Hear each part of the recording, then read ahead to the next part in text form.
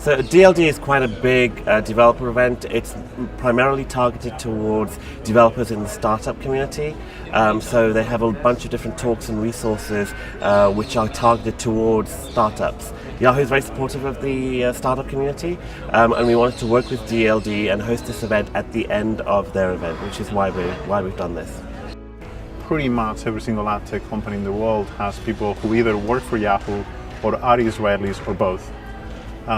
Which is very interesting. It goes back to that team clustering, looking after problems. Once you have something coming up here, you have a bunch of other companies that try and go after the same thing. So it's very focused. It's different to other locations worldwide where you might find a bit more heterogeneous in terms of problems.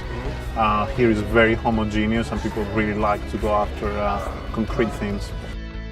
At the end of the day, you get a bunch of people that have been thrown to the deep end in a very early age, like 18, and then you have the culture of Israel of not being, we call it a friar, you might call it a sucker, right? So you look at it and say, okay, this friend of mine who is just as good as I am, he just did like 50 mil on this startup, I can do as good as him.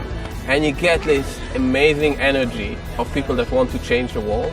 We never met each other before. We just met here.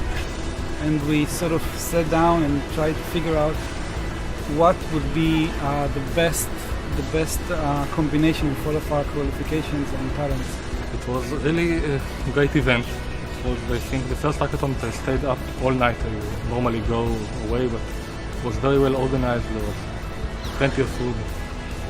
Really, the way a hackathon should be.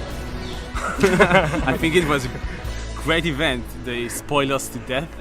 Yeah, it was amazing. I mean, the hack was amazing, the team was amazing, food was great. Too much atmosphere was amazing. All in all, it was great fun, and we had a great opportunity to do this. So it's really nice.